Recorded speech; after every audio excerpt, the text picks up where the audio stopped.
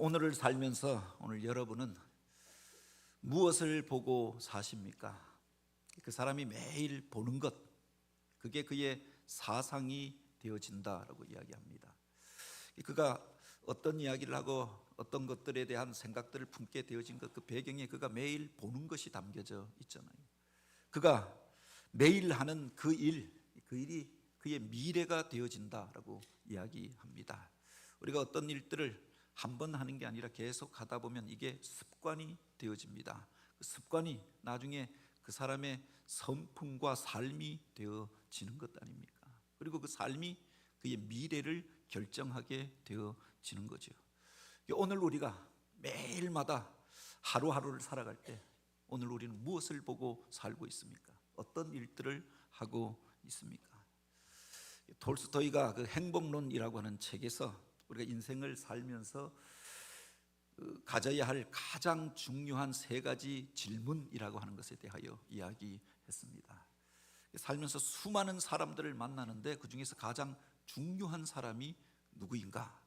우리가 살면서 수많은 시간들을 지나게 되는데 바로 그 시간들 가운데 가장 중요한 순간이 어떤 순간인가? 세상을 살면서 수많은 일들이 우리 앞에 놓여 있는데 그 중에 가장 중요한 일들이 무엇인가?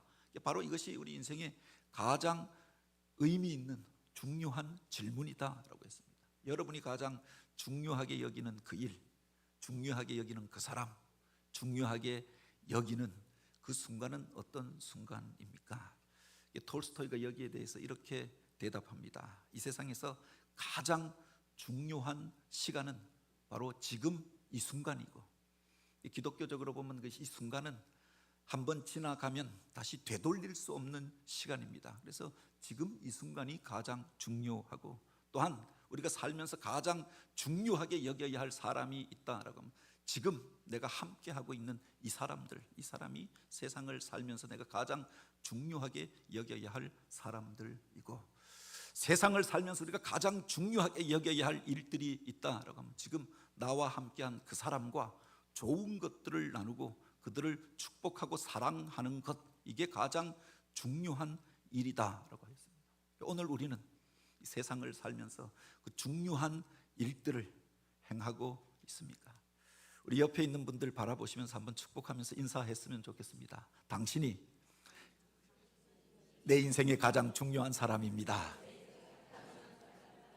지금 이 순간이 이 세상을 살면서 가장 중요한 순간입니다. 지금 이 순간이 내 인생의 가장 중요한 순간입니다. 특별히 우리는 하나님을 믿는 사람들이 아닙니까? 전능하신 하나님, 내 인생을 주관하시는 그 하나님을 만나기 위하여 하나님 앞에 나왔습니다. 그러니 어떤 사람을 만나는 것보다 더 중요한 순간, 더 중요한 자리, 더 중요한 시간들을 보내고 있는 것 아닙니까? 세상의 다른 생각들, 헛되고 허망한 생각들이 우리 안에 들어올 때도 있지요. 세상에 떠도는 많은 이야기들 가운데 그 중에 어떤 것들은 거짓된 것들도 있고 또 그렇게 온전치 못한 죄악된 것들도 있습니다. 그 세상을 향한 생각, 또 내 마음에 세상을 향한 염려, 근심, 염려 다 내려놓고 하나님 앞에 집중하고 또 그 말씀 앞에 집중함으로 은혜 받는 시간이 되어지길 주님의 이름으로 축복합니다. 우리가 이 세상을 살아갈 때 때때로 광야와 같은 시간을 지날 때가 있습니다. 그 광야라고 하는 말은 뭐 넓은 들 또는 빈 들 뭐 이런 의미로 우리가 해석되어지는데요. 그것이 빈들이 되어지고 광야가 되어졌던 것은 사람이 살기에 적합하지 않기 때문에 그렇습니다. 이곳 광명이나 또 이 근처를 보면 사람들이 바글바글 살아가잖아요. 바글바글 살아가는데 이것도 사실은 땅 가치가 점점 올라가니까 나중에 뭐 49층짜리 아파트로 이렇게 재개발이 된다고 합니다. 우리가 이 땅이 가치가 있으니까 그 땅에 더 많은 사람들이 오기를 원하니까 점점 건물이 높아지는 거겠죠. 그런데 광야라고 하는 것은 사람이 살기에 적합하지 아니하니까 개발이 되어지지 않고 사람이 머물러 살지 않는 곳이 되어졌던 겁니다. 메마르고 물이 없고 거칠고 그 살기에 적박한 환경이 광야이지요. 오늘 우리가 읽은 이 본문은 이스라엘 백성이 그 광야길을 지나게 되어졌을 때 있었던 일을 기억합니다. 사람이 살지 못하는 곳을 그들이 지나게 되었다라고 하는 겁니다. 그 대부분은 메마른 사막과도 같은 땅이고, 비가 1년에 한 번, 두 번 내릴까 말까인데 내려도 모래사장이니까 그 물을 다 흡수해서 먹어버리는 땅, 물을 품지 못하는 땅입니다. 그래서 생명이 살지 못하고 사람이 살지 못하는 것이라 여기기 때문에 그곳에 가려고도 하지 않고 살려고도 하지 않았던 거지요. 그런데 우리 인생 가운데 바로 이런 광야와 같은 시간을 지나게 될 때가 있더라라고 하는 겁니다.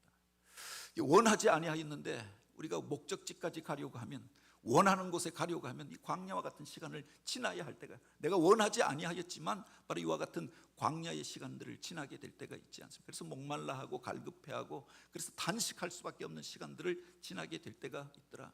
그런데 우리가 기억해야 할 것이 그 광야 가운데에도, 메마른 사막과도 같은 자리 가운데에도 살아가는 생명체들이 있더라라고 하는 겁니다. 살 수 없다라고 생각했는데 바로 그곳에도 사는 그 생물들이 있지 않습니까? 언젠가 이 영상을 보았는데 사막을 사는 사막의 여우가 나오는 겁니다. 그것이 하얀 털을 가지고 그렇게 아름답게 귀엽게 생긴데, 그 메마른 사막에서, 아무것도 없는 그 사막에서 사는 겁니다. 그 땅도 하얀데 그 털빛과 또 하얘니까 있는지 없는지도 모르는데 그곳에서 사는 겁니다. 어떻게 살아갈까? 먹을 것도 없고 물이 없는데 어떻게 살까? 또는 그곳에 살고 있는 정갈이나 또 뱀이나 그런 깨구리 같은 그런 양서류 종류도 있더라라고 하는 겁니다. 풍뎅이 같은 곤충들도 그곳에 숨겨져 있는 겁니다. 저들이 어떻게 살아갈까? 근데 그 배경이, 그 원리가 있는데 바로 그들은 물은 없지만 바로 그곳에 새벽마다 내리는 이슬이 그들의 생명을 유지시켜주는 원동력이 되더라라고 하는 겁니다. 사막이라고 하는 것은 기온이 격차가 많은 데가 아닙니까? 낮에는 뜨겁고 밤에는 차갑고 기온 차이가 있어서 새벽이 되어지면은 바로 이슬이 맺혀지게 되어지는데, 암석이나 딱딱한 곳 위에 그 이슬들이 맺혀진 것, 그것을 바로 사막의 여우가 핥아 먹으면서 자기 몸에 필요한 수분과 영분을 습득하는 겁니다. 그리고 그 척박한 환경에서 외롭게 고독하지만 생명을 살아가게 되더라라고 하는 겁니다. 무슨 풍뎅이나 또 뱀 같은 것이 보면은 바로 그곳에 그 아침에 이슬이 내리는데 그곳에 자기 콧잔등 위에 몸에 이슬이 맺혀진 것을 새벽에 자기 앞다리로 이렇게 훑어서 먹으면서 필요한 수분을 섭취하고 생명을 유지하는 겁니다. 어떤 영상에 보니까 뱀이 수분을 섭취하는 모습이 나오는데, 광야에서 아침에 또아리를 트는 겁니다. 몸을 그릇처럼 만들어서 둥글게 만드는데 그곳에 이슬이 맺혀지는 겁니다. 그 물을 먹고 생명을 유지하더라. 살 수 없을 것 같은데, 모두가 존재할 수 없을 것 같은데 그 속에 베풀어 주시는 하나님의 은혜가, 오늘 우리는 물이 넉넉한 지대에서 언제나 수도꼭지만 틀면 나오는 물을 먹고 사는데, 그 물 한 방울, 이슬과도 같이 작은 것, 햇볕이 나면 다 쓰러져 버리고 없는 그것을 소중하게 여기면서 바로 생명의 신비를 누리면서 살아가는 삶의 원리가 있더라. 그런데 하나님께서 이스라엘 백성들로 그 메마른 광야로 물 한 방울이 귀중한 그곳으로 그들을 이끄시면서 하나님의 은혜로 살아가고 있음을 깨닫게 하여 주셨던 겁니다. 오늘 우리가 읽은 이 본문에 보면 그들이 광야길을 지나게 된 그 일들을 기록하고 있는 거죠. 이스라엘 자손의 온 회중이 엘림에서 떠나 엘림과 시내산 사이에 있는 신광야에 이르니 애굽에서 나온 후 둘째 달 15일이라 라고 했습니다. 이스라엘 백성들이 정월, 그렇게 15일에, 우리로 말하면 정월 대보름날 바로 애굽에서 탈출하여 나왔습니다. 그 밤을 잊을 수가 없는 밤이 아니었습니까? 죽음의 호곡 소리가 애굽 땅에 다 가득하여서 모두가 다 죽을 때 하나님의 신이 이스라엘 백성들 그 집에 어린 양의 피를 바른, 임방과 문설주에 바른 그 증거가 있는 사람들은 살게 하여 주시고, 다른 사람들은 그날 멸망하고 죽고 재앙으로 인하여 고통스러워했지만 오히려 그곳에서 자유함을 얻고 해방함을 얻어서 광야로 나오게 되었다. 그런데 홍해바다를 건너서 나왔던 환경은 그들이 생각하였던 것과 전혀 다른 것이 아니었습니까? 메마른 광야가 그들 앞에 펼쳐지게 되어졌던 겁니다. 언제든 우리가 성지순례를 한번 같이 가봐도 좋겠다라고 생각하는데, 작년에 우리가 성지순례 갔을 때에는 바로 이 이집트는 가지 않았습니다. 시나이 반도는 가지 아니하였는데 시간들이 이제 메마른 광야를 그냥 그 차를 타고 하루 종일 그냥 달려가는 겁니다. 가도 메마른 땅, 사막과 거친 들만 보여지는 겁니다. 그 들로 이스라엘 백성들이 나오게 되었다고 하는 겁니다. 마실 물이 없는 그곳에서 쓴물이 변하여 단물로 변화되어지는 기적을 체험하였습니다.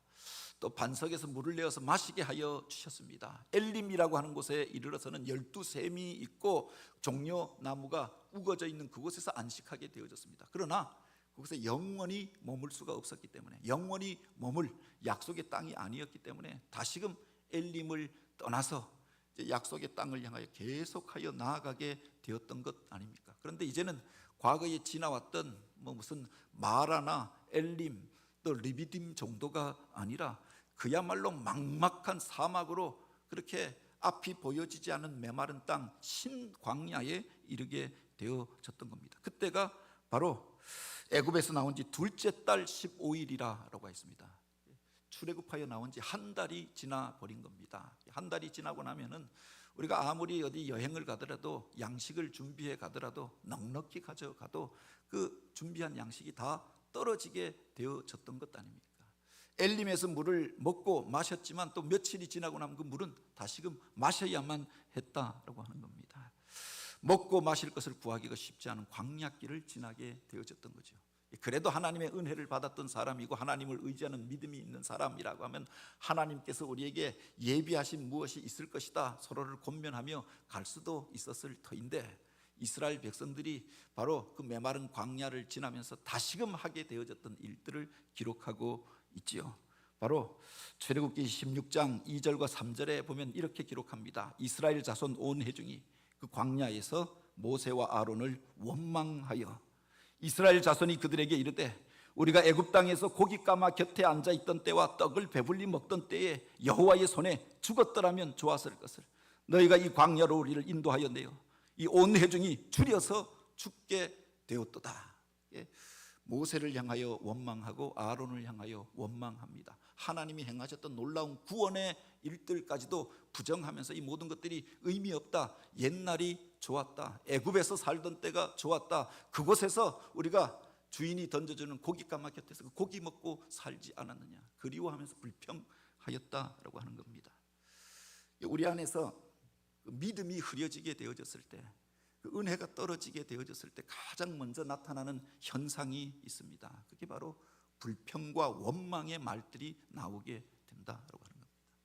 은혜로 사는 백성이 그 은혜를 잊어버리게 되면 먼저 하는 일이 있습니다. 불평하는 말들을 하게 됩니다. 먼저는 바로 그 하나님의 일들을 행하는 사람들을 향하여 불평하게 됩니다. 그리고 불평은 그 사람을 향한 불평에서 하나님을 향한 불평으로 이어지게 되어집니다. 그리고 그 말 속에는 하나님이 행하셨던 놀라운 일들에 대한 구원의 은혜에 대한 부정이 담겨져 있다라고 하는 겁니다. 그 하나님께서 놀라운 은혜로 애굽 땅에서 그들을 이끌어 내셨습니다. 바로 하나님을 믿고 의지하는 자들에게 애굽 모든 백성은 재앙을 당하여 신음하고 죽을 수밖에 없었지만 오히려 그들을 구원하여 내셔서 여기까지 인도해 주셨던 것 아닙니까? 홍해 바다를 지날 때 바로 그 물을 갈라서 마른 땅과 같이 그것을 건너게 하여 주었습니다. 대적자들은 그 땅을 쫓아오다가 그들을 죽이겠다고 쫓아오다가 그곳에서 물에 수장되어 죽는 것을 눈으로 목격하였습니다. 그 구원의 감격과 기쁨으로 광야에 나와서 그들이 가장 먼저 하였던 일이 하나님을 찬양하고 구원의 찬송을 불렀던 일이었습니다. 그런데 그 뒤에 보면 며칠이 지나지 않아서 3일 만에 마실 물이 없어서 마라에서 또 불평하잖아요.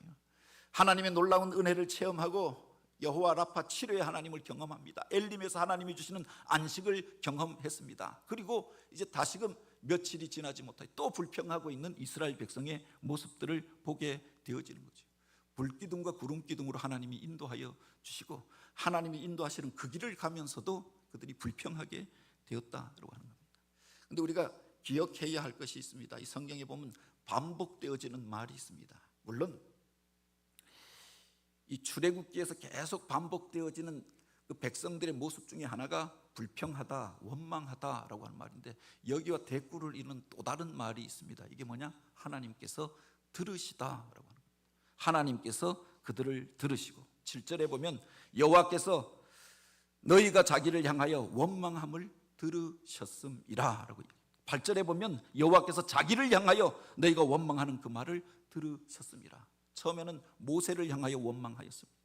아론을 향하여 원망하였습니다. 왜 우리를 이끌어냈느냐, 왜 우리를 이곳까지 이르게 하였느냐, 왜 죽게 하였느냐. 그런데 그 뒤에 보면 바로 그들이 하는 그 원망 속에 하나님을 향한 원망이 담겨져 있음을 알고 하나님이 들으셨다라고 했습니다. 9절에 보면 여호와께서 너희의 원망함을 들으셨느니라.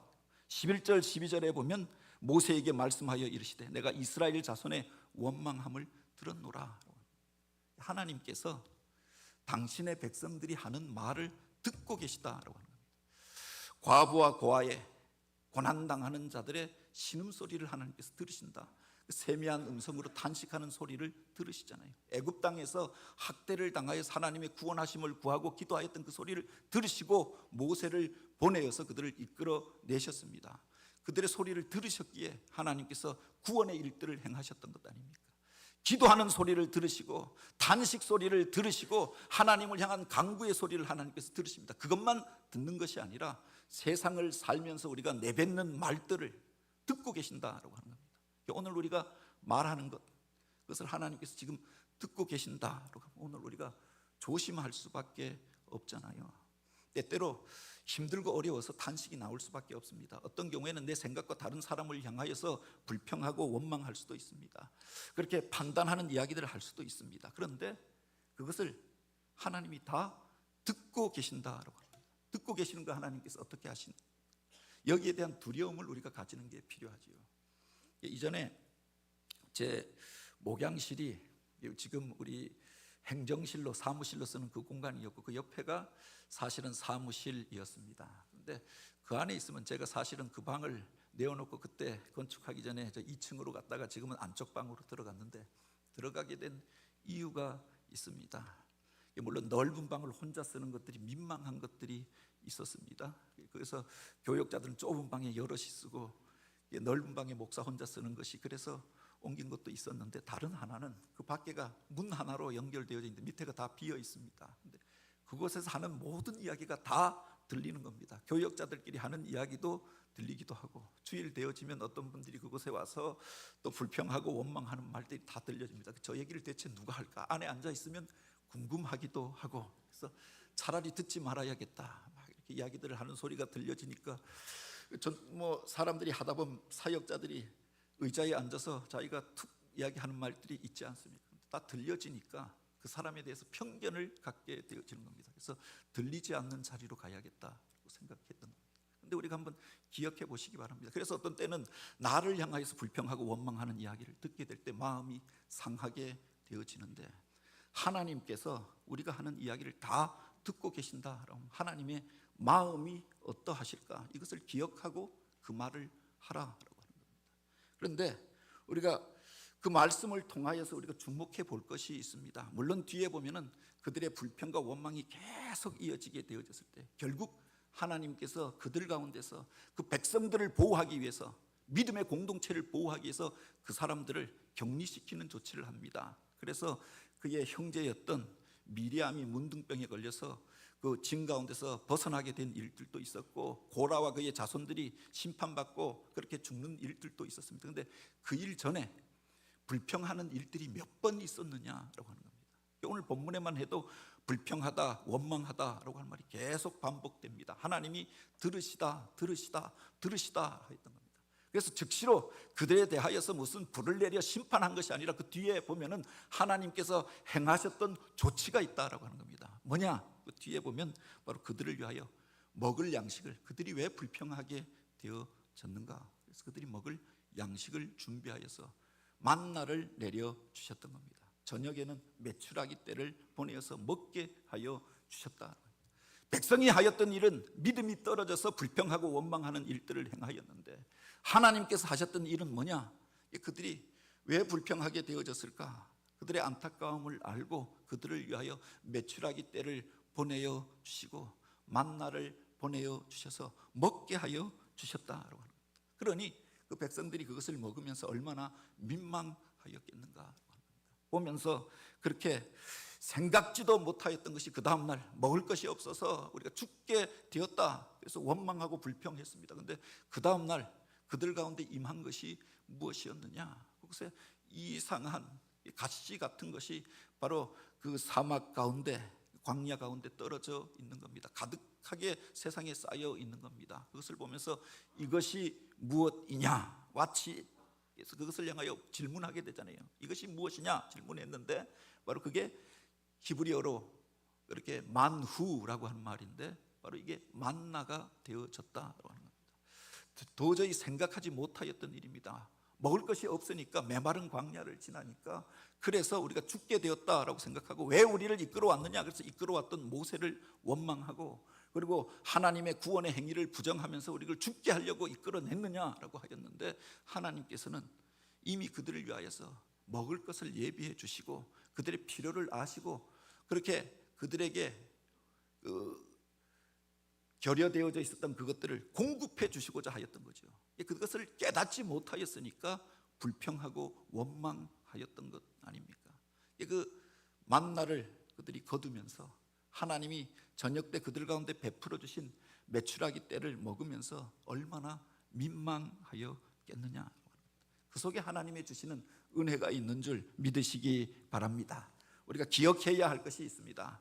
그 만나를 어디에 주셨느냐? 하늘로부터 그들에게 양식을 내려 주었다라고 합니다. 광야길을 지나면서 그들이 지금 일할 수 없는 상황이었습니다. 애굽 땅에서는 그래서 그 혹독한 노역 가운데 그래도 일하면 저녁 때 주인이 던져주는 양식이 있었습니다. 그런데 이제는 그 주인도 없고 양식을 던져주는 이도 없었잖아요. 일하고 농사를 지을 땅도 없었습니다. 그러니 수고할 땅도 없고 농사 지을 것도 없으니까 먹을 양식이 없다고 생각하였던 것 아닙니까? 그런데 하나님께서 그들의 사정과 형편을 아시고 하늘에서 그들에게 먹을 양식을 부어 주셨다. 아무것도 없다라고 생각했는데 그곳에도 먹을 것을 제공해 주시고 예비해 주시고 먹게 하여 주셨던 거지요. 그 만나를 먹으면서 오늘 우리가 하나님의 은혜가 아니면 살 수 없는 존재이구나라고 하는 것을 깨닫게 되었을 것입니다. 먼저 원망하고 불평하였던 것을 민망하게 여기게 되었을 것입니다. 하나님은 우리를 위하여서 이렇게 좋은 것들을 예비하고 있는데 내가 그것을 보지 못하여서 원망하고 불평하였구나. 그래서 스스로 한탄하면서 그래서 하나님의 은혜를 고백하는 계기가 되지 않았겠느냐. 특별히 우리가 생각해 볼 것이 그 만나를 매일마다 그들에게 부어 주셨다라고 합니다. 광야에서 그들이 그 40년 세월을 지나갔으니까 그 40년 동안 먹을 양식을 준비해 간다고 하면 얼마나 많이 준비해 가야 합니까? 전쟁을 하는 백성들이, 전쟁을 하려고 하는 군인들이 가려고 하면 가장 중요한 게 보급품이라고 이야기합니다. 보급이 되어져야, 식량이 공급되어져야 그 먹고 힘내서 싸울 게 아닙니까? 그런데 바로 그 보급선이 끊어져 버리면 그 군사들이 힘을 잃어버리는 겁니다. 그런데 이스라엘 백성들이 약속의 땅을 향하여 나아가는데 그 양식을 다 준비해서 가야 한다라고 하면 얼마나 많은 음식을 준비해야겠느냐. 그런데 하나님께서 그것을 준비하지 않아도 되도록 만들어 주셨다라고 합니다. 날마다 양식을 공급해 주셨던 겁니다. 그런데 그것을 언제 공급해 주셨느냐? 새벽 시간에, 이른 시간에 주셨던 거지요. 그러니 하나님의 은혜를 받고 그 만나를 먹는 중요한 원리가 있습니다. 새벽 시간에 일어나야만 했다. 그래도 나가서 자기가 자기 먹을 것을 거두어 드려야 했다라고 하는 겁니다. 이것을 40년 동안 하였으니 이게 그들에게 습관이 되지 않았겠느냐라고 합니다. 한 번 새벽에 일어나는 정도가 아닙니다. 날마다, 그것도 40년 동안 그 시간에 나가야 양식이 있는 겁니다. 그 시간에 나가야 만나를 거둘 수가 있었던 겁니다. 이것을 통해서 하나님께서 당신의 백성을 훈련시키고자 하였던 거죠. 아침 이른 시간 하나님의 은혜를 구하며 나아가서 날마다 하나님의 은혜를 체험하고 먹고 마시면서 하루를 살도록 하여 주셨다고 합니다. 모든 것들이 넉넉할 때는 그 양식이 그렇게 귀한 줄도 몰랐습니다. 당연히 내가 생명을 누리고 사는 것인 줄 알았습니다. 그런데 오늘 우리가 메마른 자리를 지나게 될 때, 거친 땅을 지나게 되고 광야길을 지나게 될 때, 먹을 것이 없고 궁핍하게 되어졌을 때 그 양식과 그 물질이 너무나도 소중하잖아요. 그래서 바로 그것을 통해서 하나님의 은혜가 아니면 살 수 없는 존재인가 이다라고 하는 것을 깨닫게 하시고, 날마다 그 은혜를 구하며 나아가 그 은혜를 그렇게 먹고 마시며 누리며 살도록 하여 주었다라고 합니다. 이것을 훈련시킨 연후에, 그것이 삶의 습관이 된 연후에 그 백성을 약속의 땅에 들여보냈던 거지요. 우리가 북한 선교에 대하여서 이야기할 때에도 제가 심야 기도회 때 그런 이야기를 한 적이 있습니다. 지난주에 그 목사님도 그 비슷한 이야기를 하던데, 물론 한 가지 제가 양해를 구하는 것이, 어떤 분들은 왜 북한을 위하여 또는 북한을 섬기겠다 이런 말을 하느냐. 근데 이 말은 제가 북한에 있는 무슨 정권자를 섬기겠다 또는 북한의 무슨 권력자들을 섬기겠다는 말이 아닌 걸 여러분들도 아실 겁니다. 미얀마를 위하여 기도하는 게 미얀마의 정권을 잡고 있는 무슨 군사 독재 그 쿠데타를 행한 그 사람들을 지지하고 그 사람들을 위해 기도하자는 게 아니죠. 북한 땅에 살고 있는 우리 동포들을 위하여, 그 땅을 위하여 기도하고 그 땅의 회복을 위하여서 오늘 우리가 그날을 하나님이 행하실 일들을 준비하자라고 하는 것입니다. 그런데 바로 왜 하나님께서 우리가 그렇게 기도하는데 이 일을 주시지 않느냐? 그 백성이 준비되어진 이후에 그걸 준다라고 하는 겁니다. 백성들이 준비되어져 있지 않습니다. 그러면 엄청난 혼란이 오지 않겠습니까? 백성들의 마음속에 서로를 넉넉하게 품을 수 있는 마음들이 준비되어져야 그날이 오지 않겠느냐. 오늘 우리들 안에 서로를 향하여 배척하고 조금만 다른 것들이 있어도 정죄하고 심판하는 이런 문화와 이런 것들이 남겨져 있다라고 하면 통일이 더 다른 갈등과 또 다른 문제와 엄청난 혼란을 가져다 주지 않겠느냐. 하나님의 백성들이 하나님의 일들을 행할 수 있도록 준비되어진 연후에 하나님께서 주시지 않겠느냐. 오늘 우리가 바로 참으로 그렇게 사모하게 되어졌을 때, 이 북녘에 2,700만 그 동포들을 품게 되어졌을 때, 저들을 넉넉히 감당하면서도 복음을 전하고 또 주님께서 맡겨주신 사명을 감당하게 되어졌을 때 바로 이 일을 주시리라 저는 그렇게 믿습니다. 그 중간에 있었던 일들, 여러 가지 갈등과 이런 과정들은 하나님께서 당신의 백성들을 준비시키시고 훈련시키는 기간인 줄 믿으시기 바랍니다. 이스라엘 백성들이 광야 가운데서 그것을 훈련되어지고 준비되어진 연후에 약속의 땅에 들어가게 하였던 거죠. 그래서 그 새벽에 메마른 땅을 지나게 하고 날마다 만나를 공급해 주면서 하나님만 의지하게 하고 하나님 앞에 기도하게 하고 그 하나님의 공급하여 주신 능력으로 살게 하신 연후에 오늘 우리가 하나님 없이는 살 수가 없는 존재입니다 깨닫게 한 연후에, 그것이 삶의 습관이 되어지고 신앙의 고백이 되어진 연후에 약속의 땅에 들어가게 하였다라고 합니다. 그런데 특별하게 이 본문을 통해서 우리가 또 한 가지 주목해 볼 수 있는 것이 있습니다. 그게 바로 모든 날 그들이 취하였던 것은 그날의 양식을 그날 먹도록 하였는데 바로 안식 바로 전날에는 2배의 것들을 거두게 하였다.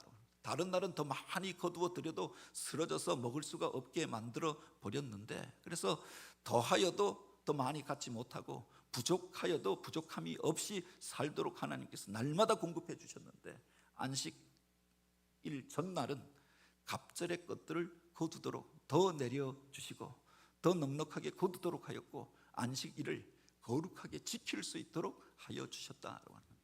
그 속에 예배함을 훈련하는 훈련이 또 담겨져 있는 것들을 보게 되지요. 그날은 너희가 세상의 염려를 가지고 사는 게 아니라 세상에서 그렇게 더 많이 거두어야 그래 먹고 살 수 있는 것처럼 세상의 일로 분주하지 말고 나에게 집중하라, 예배함에 말씀에 집중하라, 이것을 가르쳐 주셨던 거죠. 이 일을 통해서 그들이 예배함의 훈련을 갖게 되어졌던 겁니다. 날마다 하나님을 의지하는 훈련을 하고 하나님 앞에 안식일을 구별되이 지키는 훈련을 하고 그것이 그의 삶의 습성이 되어진 연후에 하나님께서 약속의 땅에 이르게 하여 주셨던 겁니다. 오늘 우리가 광야와 같은 시간을 지나게 될 때가 있습니다. 어떤 이들은 이 나라에 대하여 또 우리들이 겪고 있는 이 일들에 대하여 부정적인 전망을 내놓는 이들도 있습니다.